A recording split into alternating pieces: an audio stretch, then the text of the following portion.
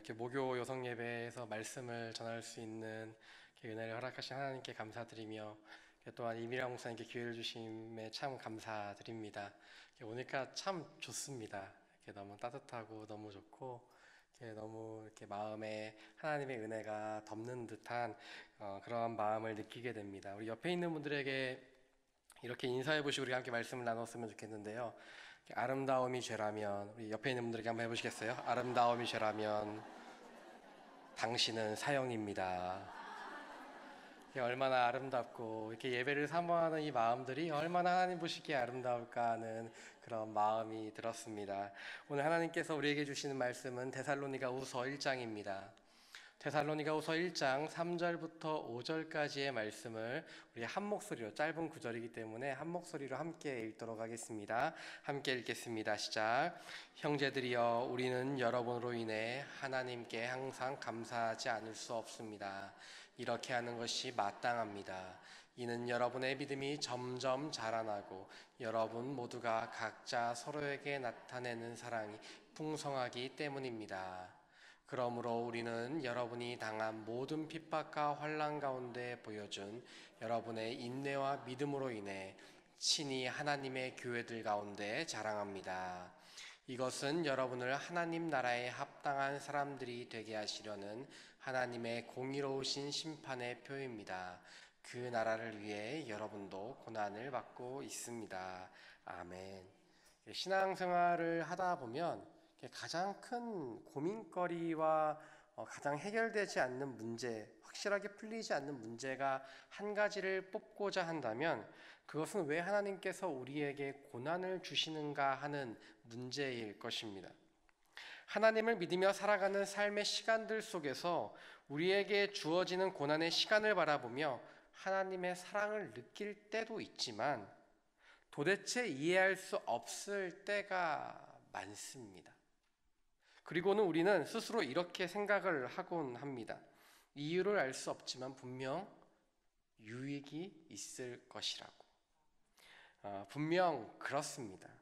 우리에게 오는 고난이 분명 이유가 있습니다. 그리고 이런 고난에 대한 문제들을 우리 믿음의 선배들은 이렇게 정의하며 그 유익과 그 깨달음을 이렇게 이야기하곤 했습니다.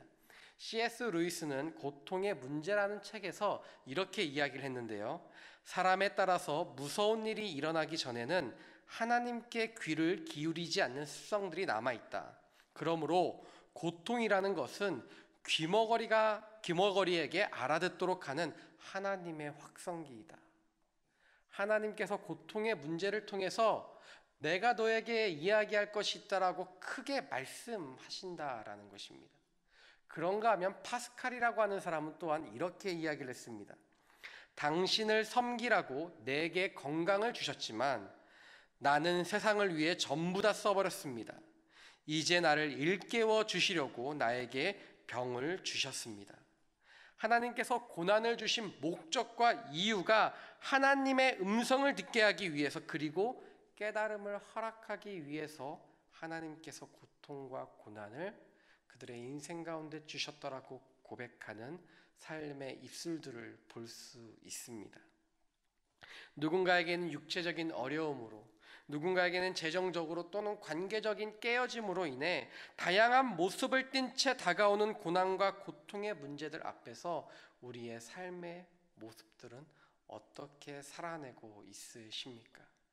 오늘 여기에는 고난의 시간을 보내고 있는 분들과 또한 앞서 있는 분들, 그리고 지난 분들, 다양한 경험과 상황 속에 놓여 있는 분들이 분명 계시지만 분명한 것은 고난은 일생에 한 번 찾아오는 것이 아니라 우리에게 여러 번 찾아올 수 있고 현재도 우리의 시간을 지나갈 수 있다라는 것입니다. 그렇다면 우리는 이 고난에 대해 어떻게 어떻게 이해할 것이며 어떻게 반응하며 살아가야 할까요? 오늘 데살로니가 교회 성도들에게 쓴 사도 바울의 편지를 통해 우리는 이 고난의 유익에 대해 세 가지를 함께 나누어 보고자 합니다. 첫 번째는 3절 말씀을 통해 우리가 볼 수 있는데, 우리 3절 말씀 다시 한번 읽었으면 좋겠습니다. 데살로니가후서 1장 3절 말씀 함께 읽겠습니다. 시작. 형제들이여, 우리는 여러분으로 인해 하나님께 항상 감사하지 않을 수 없습니다. 이렇게 하는 것이 마땅합니다.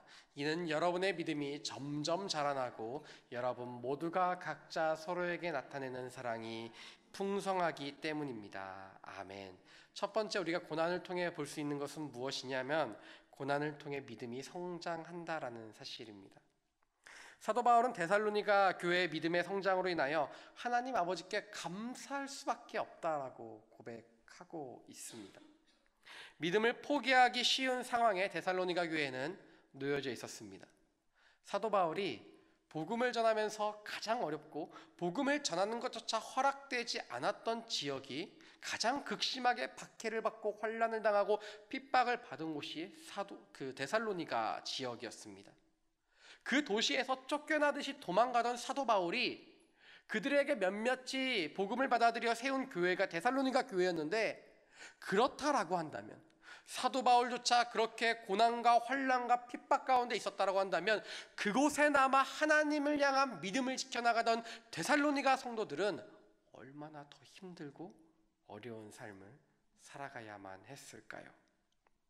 바로 그렇게 믿음을 포기하기 쉬운 상황에서 오히려 그들이 믿음을 지키며 살아가기 때문에 사도 바울은 감사할 수밖에 없다라고 고백합니다. 아니, 지킨다고 하기에는 부족하였습니다. 그들이 오히려 믿음이 점점 자라나고 있다라고 성경은 기록하고 있습니다. 근데 원어의 의미를 보니까 이 점점 자라나다라는 뜻이 1년에 한 조금씩 자라나서 언제 자랐는지도 모르는 그런 자라남이 아니라 급속도로 빠르게 자라나는, 성장 촉진제를 맞은 식물과 같이 급속도로 자라남을 이야기하고 있습니다. 그리고 이 단어는 일시적 현상이 아니라 지속적으로, 어느 순간 한순간에만 그렇게 급속히 자라나는 것이 아니라 계속해서 지속적으로 자라나는 단어를 오늘 점점 자라나다라는 표현이 원어가 가지고 있는 표현의 의미입니다. 하루 이틀 사이에 자라나고 마는 것이 아니라 물을 주면 줄수록 자라나는 콩나물과 같이. 제가 어렸을 때 콩나물을 좀 집에서 키웠었는데요, 어머니와 함께. 안 자라는 것 같은데 싹이 트기 시작하더니 물을 주면 줄수록 한 주가 지나고 이렇게 시간이 지나면 지날수록 쑥쑥 자라나 금세 다 커서 그것을 요리를 해 먹어야 되는 그 콩나물 콩과 같이 물을 주면 줄수록, 시간이 지나면 지날수록 급속도로 자라나는 것을 바로 사도 바울은 데살로니가 교회 성도들을 향해 표현하고 있는 것이었습니다. 그런데 이상하지 않으십니까? 우리가 생각하기에 고난과 환난이 인생 가운데 찾아오면 분명히 더디게 자라나야 하는 것 같고, 그것으로 인하여 낙심하며 절망하고 실망하여 방황해야 할 것 같은데 데살로니가 교회 교인들은 오히려 신앙이 자라나고 있다라고 사도 바울은 이야기하고 있기 때문입니다. 이해가 되지 않고 설명이 되지 않습니다. 그래서 고난이라는 것은 우리가 흔히 표현하기에, 다른 단어로 성경에서 표현하기에 이렇게 표현하기도 합니다. 광야와 같다라고 표현하기도 합니다. 풀도 없고 물도 없는 먼지가 풀풀 풍기는 그런 곳에 나 혼자 덩그러니 서 있는 것과 같습니다. 내가 나가고 싶어 나간 것도 아니고 떠밀려 나오듯이 나온 그 광야와 같이 이스라엘 백성들이 바로 그런 마음이었을 것입니다. 이스라엘 백성들은 애굽에서 너무 힘들고 어려웠지만 그렇다고 해서 광야에 내몰리고 싶지는 않았던 것 같습니다. 그래서 걸핏만 하면 모세를 통해 이렇게 이야기합니다. 우리가 언제 이곳에 나오게 해서 죽게 하게 했냐고. 애굽에 돌아가 우리가 죽고 싶다고. 우리는 거기에 있는 떡도 고기도 물도 마음껏 마시며 그곳에서 살고 싶었더라고 이야기하는 그들의 모습을 볼 수 있었습니다. 애굽의 노예로 있는 것이 힘들었지만 모세를 따라 나온 곳이 광야일 곳이라고는 전혀 그들은 상상할 수 없었기 때문입니다. 그런데 나오고 나니 광야입니다. 광야에 나오고 나니 의지할 곳이 없습니다. 광야에 나오고 나니 지켜줄 사람도 없고 먹을 것도 없고 잠잘 것도 없고 어디로 가야 하는지도 모르고 돌아갈 방법도 전혀 없습니다. 그냥 그곳에서 딱 죽기 좋을 것처럼 느껴지던 곳이 광야였습니다. 죽기 딱 좋은 곳, 하지만 그곳이 하나님의 역사의 시작점인 줄 믿습니다. 광야에서 어디로 가야 할지 모르니 구름기둥과 불기둥을 허락해 주십니다. 목이 마르니 물을 허락해 주시고, 고기가 먹고 싶고 떡이 먹고 싶으니 하늘에서 만나와 메추리를 허락하셔서 하나님께서 충분하게 먹고 남을 수 있을 정도로 허락해 주십니다. 나는 가진 것이 없으나 구하면 주시고, 나는 어디로 가야 할지 모르나 어디서 쉬어야 할지 모르나 하나님만 의지하니 가야 할 곳을 알게 되고, 하나님만 의지하니 쉴 곳을 허락해 주십니다. 고난이란 이런 광야와 같습니다. 답답합니다. 속이 터집니다. 두렵습니다. 언제 어떻게 되어도 전혀 이상하지 않을 그 시간 속에서 그러나 하나님은 역사하십니다. 사랑하는 성도 여러분, 오늘 인생의 광야 속에 나와 가슴이 터질 것만 같은 그런 같은 상황 속에 있으십니까? 답답하고 지치고 이제는 좀 그만하고 싶다는 생각이 우리 마음속에 가득하십니까? 고통과 고난 속에 있다 보면 이런 생각을 하게 됩니다. 왜 나만? 왜 나만 이렇게 힘들어야 할까? 왜 나만 이렇게 어려워야 할까? 왜 나는 이렇게 더딘 삶을 살아가야 할까? 왜 내게만 이 문제가 해결되지 않는 것일까? 아니요, 그렇지 않습니다. 나만 그런 것이 아니라 우리 모두가 그렇습니다. 고통과 고난의 현 시대를 살아가는 우리만 그런 것이 아니라 2000년 전 데살로니가 교회 성도들에게도 마찬가지였고, 오늘 2000년 후에 살아가는 우리의 삶 가운데도 동일하게 주어지는 것이 고통과 고난이라고 한다면, 우리가 이 고난을 통해 얻을 수 있는 하나님의 놀라운 은혜를 누리며 살아가야 하지 않으시겠습니까? C.S. 루이스와 파스칼, 제가 처음에 말씀드렸는데 이 사람들이 믿음이 좋고 신앙이 좋기 때문에 이런 고통과 고난에 대해 특별한 걸 무언가를 깨달은 것인가? 그렇지 않다라는 것입니다. 우리 모두가 하나님 아버지의 말씀을 깨달을 수 있습니다. 한국에서 제가 온 지 얼마 안 됐기 때문에 한국에서 가장 많이 가는 여행지 중에 하나가, 제가 여기서는 모르겠지만 동남아 많이 갑니다. 물가도 싸고 비행기 티켓도 싸고 가서 즐겁게 보낼 수 있기 때문에 또 잘 돼 있습니다. 리조트도 잘 돼 있고 호텔도 잘 돼 있고 너무 좋습니다. 근데 가면은 이렇게 단체 패키지로 여행을 가게 되면 가이드들이 꼭 추천해 주는 게 몇 가지 있는데, 그 중에 대표적인 게 하나가 그 성도님들도 좋아하실 것 같은데 저도 좋아하는 건데요, 라텍스라는 제품입니다. 라텍스 침대 아시고 베개도 있으시고 그러실 텐데 라텍스 많이 추천합니다. 싸게 판다고. 근데 어떤 분이 라텍스 싸다고 해서 샀는데, 침대를 샀는데 이거를 비행기 실어 올려니 너무 힘든 거예요. 이거 어떻게 들고 와야 되나, 이거를 막 들고 오는데 더 많이 돈 들었다고 이야기하는 분도 있었습니다. 근데 이 라텍스가 어떻게 생겨나는지 아십니까? 고무나무라고 하는 나무에 상처를 일부러 사람들이 냅니다. 상처를 내면 흰 점액이 나오는데 그 점액이 라텍스의 원료입니다. 고무나무가 그냥 나무로 자라면 한 나무로 자랄 수밖에 없지만 그 상처를 통하여 귀한 라텍스의 원료를 제공해 주듯이, 우리의 인생 가운데 고통과 고난이 없으면 편안하고 평탄하고 아무것도 거리낄 거 없이 그냥 그렇게 행복할 것 같지만, 고난과 고통이라는 것을 통해 하나님은 우리에게 믿음의 성장을 허락하심을 믿으시는 저와 여러분의 삶이 되시기를 축복합니다. 데살로니가 교회들은 바로 이런 고통과 고난의 시간을 지나면서 하나님을 점점점 더 의지하게 되는 것입니다. 이런 시간을 통해 하나님만 바라보게 되는 것입니다. 아무것도 없는 광야에 나가면 누군가는 빈 광야를 보며 절망하지만, 누군가는 빈 광야에 계시는 하나님의 존재를 느끼게 되는 것입니다. 교회를 다니는 사람이든 다니지 않는 사람이든 모두 인생의 광야에 나가게 됩니다. 그렇다면 그들과 우리의 차이는 무엇인가?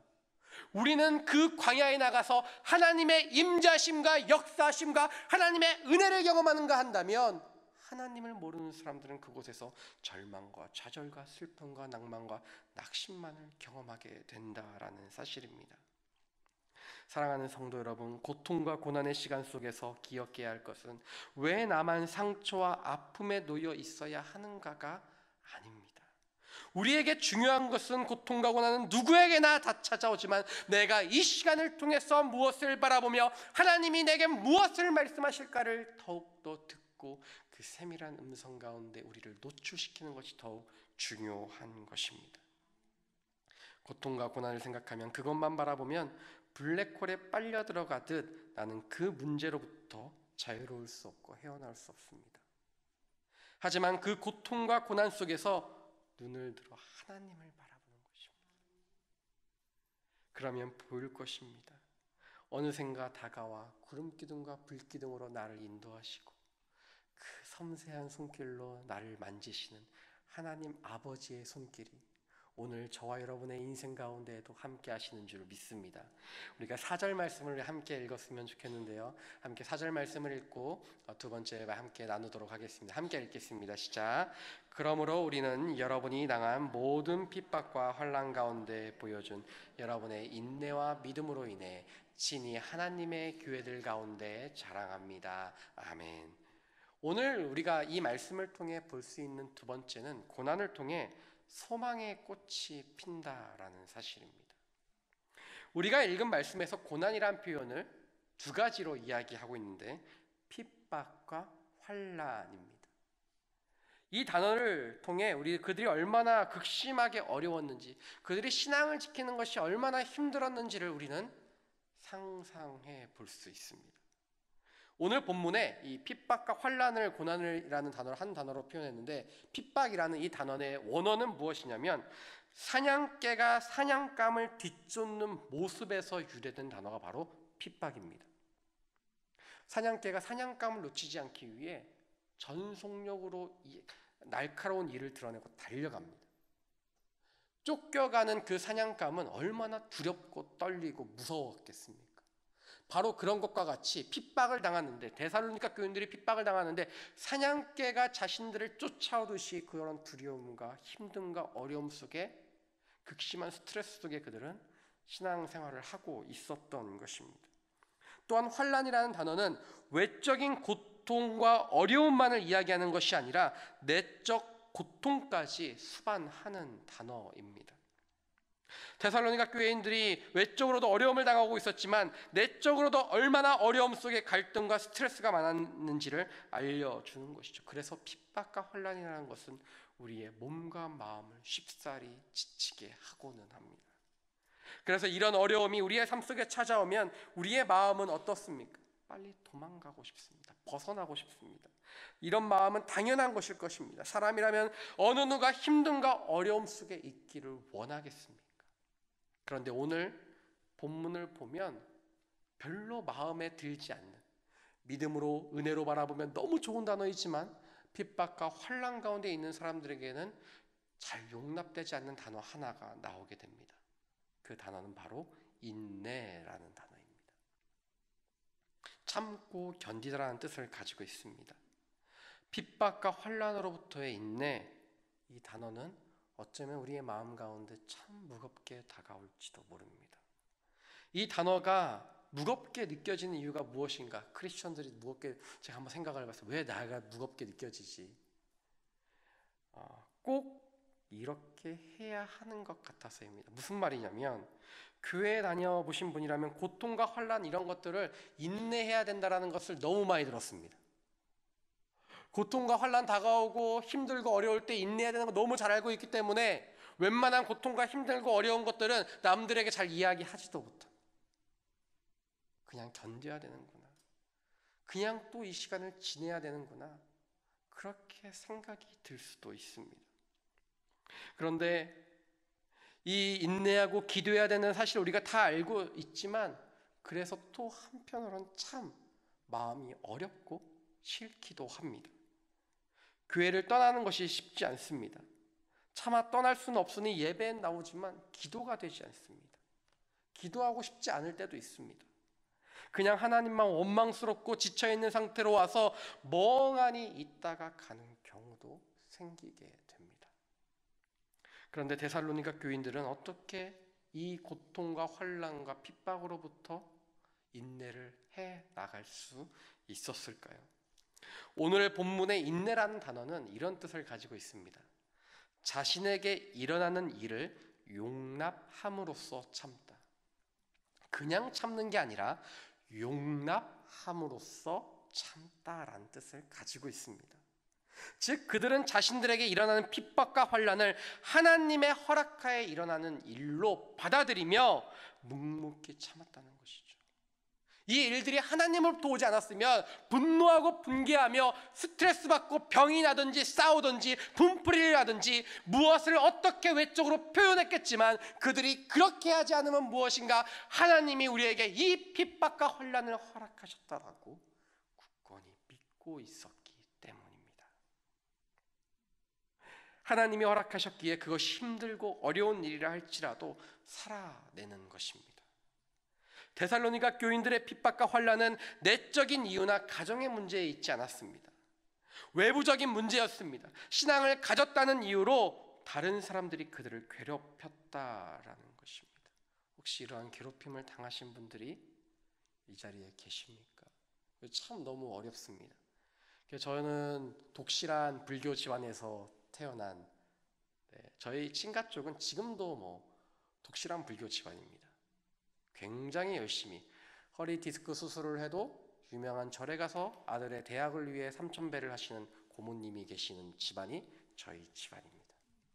제가 어렸을 적 절을 하지 않는다는 이유로 얼마나 구박과 핍박과 저는 별로 명절에 그렇게 가는 것이 즐겁지 않았습니다. 교회를 다닌다는 이유로 하나님을 믿는다는 이유로 저희 어머니는 큰 집에서 발을 들여놓지도 못한 적도 저와 함께 있었습니다. 교회를 다닌다는 이유로 몸이 아프면 조롱을 당하고 몸이 아프면 니들 하나님이 그런다라고 그런 적도 있었습니다. 제가 전도사가 되었는데도 불구하고 왜 너는 우리 조상들에게 절을 하지 않느냐라고 해서 저는 조상들의 덕을 본 적이 없다고 당당하게 이야기하고 굉장히 구박을 받은 적도 있습니다. 그 인터넷에 보면 한국에선 요즘에 젊은 사람들 사이에 이런 말이 떠돕니다. 명절에 제사상을 차리는 것은 조상덕을 안 본 사람들이 하는 것이고 조상덕을 본 사람들은 다 해외에 나가 있다. 이런 말이 있을 정도로 아주 우스갯소리가 인터넷에 아주 많이 널려 있습니다.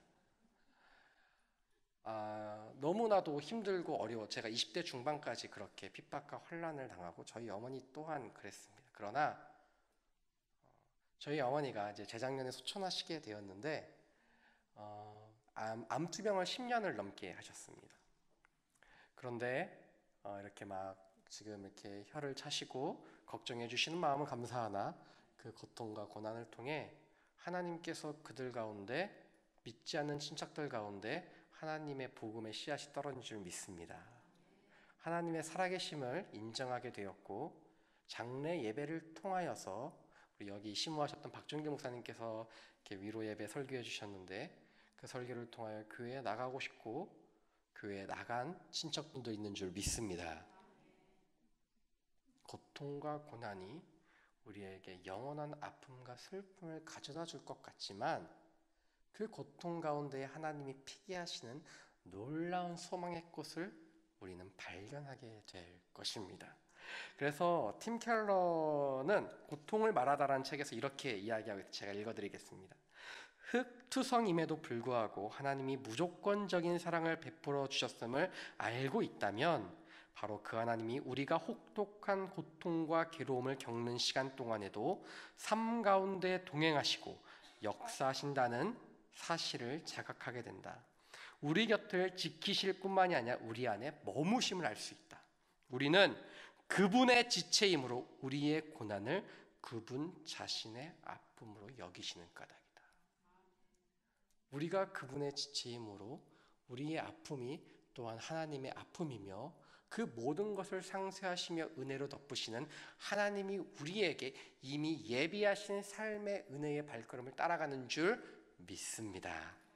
그래서 로마서 말씀의 5장의 말씀을 보면 환난은 인내를, 인내는 연단을, 연단은 무엇을 준다고 합니까? 소망을 준다라고 기록하고 있습니다. 환난 가운데서 기뻐하는 건 결국 소망을 이루게 하기 때문이라고 고백되어진다고 한다면 우리가 그 소망을 붙들며 나아갈 때 하나님의 놀라운 역사가 우리의 삶 가운데 이루어질 것입니다. 예수님께서 바다 위를 걸어가십니다. 깜짝 놀란 제자들이 모두 두려워야 했지만 단 한 명의 용감한 제자가 예수님이 계신 그 바다 위로 걸어가고자 했습니다. 그의 이름은 우리가 너무나도 잘 알고 있는 베드로입니다. 그런데 베드로가 예수님께 걸어가는 동안 파도가 일어나자 그가 바다에 빠지게 됩니다. 그러자 예수님께서 이렇게 말씀하십니다. 믿음이 적은 사람아 왜 의심했느냐? 예수님께서 말씀하시는 것은 무엇이냐면 네가 왜 의심했느냐? 너에게 어떤 파도가 다가올지라도 내가 의심하지 않았다면 괜찮았을 텐데 너는 왜 의심했느냐라고 이야기하십니다. 이 믿음의 자금, 연약함을 훈련시키시고 하나님에 대한 신뢰와의 관계를 쌓는 시간이 바로 고통과 고난의 시간인 것입니다. 내가 외부로부터 나를 공격하고 내부적으로는 갈등과 스스로에 대한 실망 속에서 내가 도대체 왜 이 시간을 통과해야 되는지 모르는 그 시간 속에 하나님은 우리에게 말씀하고 싶으신 겁니다. 넌 이 시간을 통해 처음에 아픔을 보는 것 같지만 결국 종말에는 소망을 보게 될 거야 라고 말입니다. 그렇기 때문에 우리는 혼자가 아닌 줄 믿습니다. 먼저는 하나님이 우리와 함께 하시며 우리의 고통을 짊어지시고 옆에 계신 아름다운 우리의 지체들이 우리를 위해 함께 기도하며 우리의 삶의 고통을 함께 나누며 함께 걸어가기 있기 때문입니다. 오늘 본문 말씀 5절 말씀을 통해 우리가 마지막 함께 나누고자 하는데요. 함께 5절 말씀을 읽도록 하겠습니다. 함께 읽겠습니다. 시작. 이것은 여러분을 하나님 나라에 합당한 사람들이 되게 하시려는 하나님의 공의로우신 심판의 표입니다. 그 나라를 위해 여러분도 고난을 받고 있습니다. 아멘. 세 번째를 통해 우리가 5절 말씀을 통해 볼 수 있는 세 번째는 고난을 통해 우리가 주님과 더욱더 친밀해질 수 있다라는 사실입니다. 오늘 본문 말씀을 통해 데살로니가 교회의 교인들이 무엇을 위해 고통을 받고 있는지에 대해 정확하게 말씀하고 있습니다. 바로 그 나라, 하나님 나라 때문에 고통받고 곤란하고 환난과 핍박 가운데 있다라고 이야기하고 있습니다. 이 말씀을 보면 고난을 받아야만 하나님 나라에 들어갈 수 있나라고 생각이 되어질 수도 있습니다. 고행과 수행을 통하는 다른 종교와 같이 하나님께서 우리에게 그러한 것들을 요구하고 계신가? 그렇지 않습니다. 오히려 하나님께서 고난을 통해 우리에게 말씀하시는 것은 고행의 시간이 아니라 친밀의 시간인 줄 믿습니다. 고난이 우리에게 가져다주는 가장 큰 유익이 그렇기 때문에 하나님과의 친밀함입니다. 하나님 나라에 합당한 사람이 되는 것은 고난의 시간 자체가 아니라 그 시간을 통하여 이루게 될 하나님과 나 사이에 깊어지는 관계에서 비롯되는 것입니다. 그래서 우리가 고난의 시간이 더해질수록 알게 되는 고난의 신비는 관계의 깊이입니다. 고통과 고난의 시간을 통해 하나님과 내가 얼마나 더 깊어질 수 있는지, 얼마나 더 친밀해질 수 있는지, 얼마나 더 우리가 함께 주님과 함께 교제할 수 있는지를 더욱더 깊게 알아갈 수 있다라는 사실입니다. 나는 분명 고난 중에 괴로워하고 아파해야 하는데 고난이 거듭되고 아플수록 하나님과의 신뢰가 쌓이며 내 안에 남는 것은 어느샌가 깊어진 하나님과의 관계만 남고 그 안에 내가 어디를 가든지 나를 붙드시고 나를 이끄시는 하나님을 향한 신뢰가 남게 되는 것입니다. 그래서 제가 좋아하는 찬송가가 있는데요. 내 영혼이 은총 입어라는 찬양을 저는 너무 좋아합니다. 그 3절에 보면 제가 새벽 예배 때도 한번 말씀드렸었는데 초막이나 궁궐이나 내 주 예수 계신 곳이 그 어디나 하늘나라. 고통과 고난의 시간이 중요한 것이 아니라 내가 그 시간 누구와 함께 있느냐에 따라 그곳이 천국이 될 수도 있고 생지옥이 될 수도 있는 곳. 그것이 바로 관계의 비밀이고 고난의 신비인 줄 우리가 믿습니다. 삶의 당연한 순리 속에 찾아오는 고통이 내게 아픔만 남기는 것이 아니라 그 아픔 너머에 있는 그 무엇인가를 바라보아야 하는 것입니다. 앞서 말씀드렸던 것처럼 고무나무에 상처가 아픔이 생기지만 그 아픔을 통하여 귀한 라텍스 원액이 나오듯이 나의 삶의 상처와 아픔은 그 자체로 끝맺는 것이 아니라 그 뒤에 찾아오는 가장 귀한 것, 나를 향한 주님의 사랑을 더욱더 깊이 알 수 있다라는 사실입니다. 그렇기 때문에 주님의 그 사랑을 고통과 고난 중에도 찾아야 합니다. 배에서 주무시던 예수님을 제자들이 깨우기 시작합니다. 이유는 갑작스러운 바람이 몰아쳐 배가 뒤집혀질 위기에 처해 있기 때문입니다. 그러자 예수님은 일어나셔서 풍랑을 잠잠하게 하십니다. 배가 잠잠해지고 그 위기가, 고난이 지나가게 됩니다. 문제를 해결해 주셨습니다. 바로 이와 같이 인생의 풍랑 가운데 우리가 필요로 하는 것은 이유와 해결의 방법이 아니라 해결할 수 있는 예수 그리스도를 찾고 그분을 믿어야 함을 믿습니다. 그러므로 우리가 찾아야 할 것은 예수님이십니다. 제가 청년 사역을 하다가 참 많은 청년들을 만나게 되었습니다. 수많은 청년들과 함께 교제하며 상담을 하던 중에 너무 어려운 청년을 한 명 만났습니다. 첫째 오빠가 감옥에 가고 둘째 오빠는 자폐로 있고 어머니는 2년 전에 소천하시고 아버지는 너무나도 연세가 많으셔서 가정을 돌볼 수 없고 자신은 신앙생활을 하고 싶은데 남편이 교회를 다니지 않고 어느 것 하나 누구 하나에게도 의지할 수 없는 그 상황 속에 그 청년이 제게 연락이 왔습니다. 그리고 병원에서 암 가능성을 발견했다고. 그런데 그녀는 보험조차 들어놓지 못한 상황 속에 모든 상황을 맞닥뜨리게 됩니다. 그 청년이 제가 뭐라고 위로를 할 수도 없고 기도해 주겠다고 기도해 주고 위로해 줄 수밖에 없는, 위로의 말조차도 위로가 되지 않을 것 같은 상황 속에 청년이 제게 이런 말을 했습니다. 제가 그 말 때문에 눈물이 왈칵 쏟아질 뻔했는데, 목사님, 제가 지금까지 참 어려운 일을 많이 겪었잖아요. 그런데 그때마다 하나님 나를 붙드셨어요. 그래서 이상하게도 이번에는 담담하고 참 평안하네요. 그래요, 우리 함께 기도합시다. 우리 중보기도팀에도 함께 기도 제목 나누고 함께 기도합시다. 그 뒤 6개월 뒤 암 가능성이 있던 그 부위가 깨끗이 나은 줄로 믿습니다. 그 뒤 6개월 뒤에 큰오빠가 예수님을 영접하고 지금 하나님을 믿는 줄 믿습니다. 하나님께서는 이해할 수 없는 방법과 고통으로 그 청년에게 엄청난 고통과 고난을 허락하셨지만 그 시간을 통하여 하나님께서는 그 지체와 더 깊이 교제하셨고 어떠한 풍랑에서도 흔들리지 않는 믿음과 마음을 허락하셨으며 그 마음의 기도를 통하여 하나님은 놀랍게 역사하셨습니다. 그 청년이, 제가 그래서 부탁했습니다. 너무 좋아서 제가 한번 와서 우리 예배 때 간증 좀 해달라고. 그 간증을 하는데 10분 한다고 해놓고 한 40분 하는 거예요.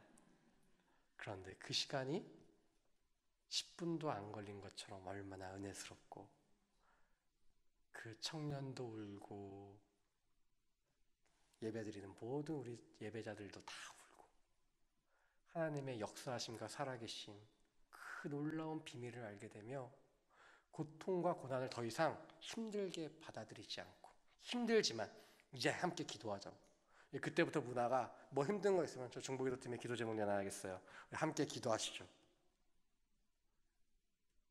바로 하나님께서 그것을 그 청년을 통해 우리 공동체 가운데 허락하신 놀라운 선물이 아닌가 싶습니다. 그것과 마찬가지로 우리의 삶에도 마찬가지입니다. 고통과 고난, 핍박과 환난, 황무지와 같은 광야와 같은 그러한 때가 나를 찾아온다 할지라도 하나님은 우리에게 놀랍게 은혜의 때를 베푸실 것입니다. 우리 오늘 이 시간 함께 찬양 한 곡하고 함께 기도했으면 좋겠습니다.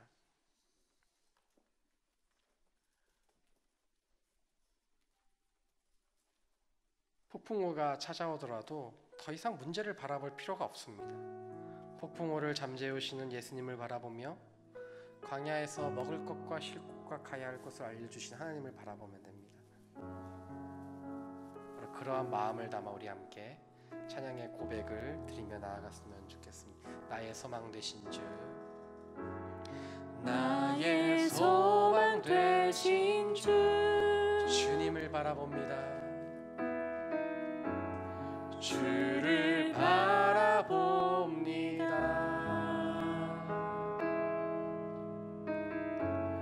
다시 오실 나의 왕 예수, 주를 기다립니다. 다시 한번 고백할까요? 나의 소망 되신 주님, 나의 소망 되신 주,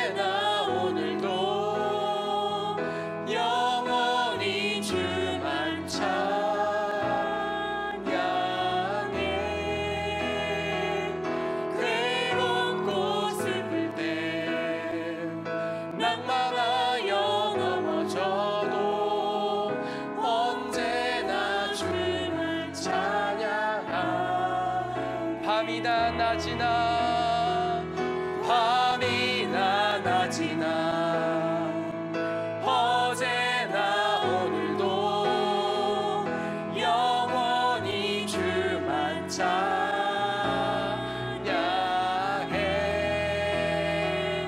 괴롭고 슬플 때 낙망하여 넘어져도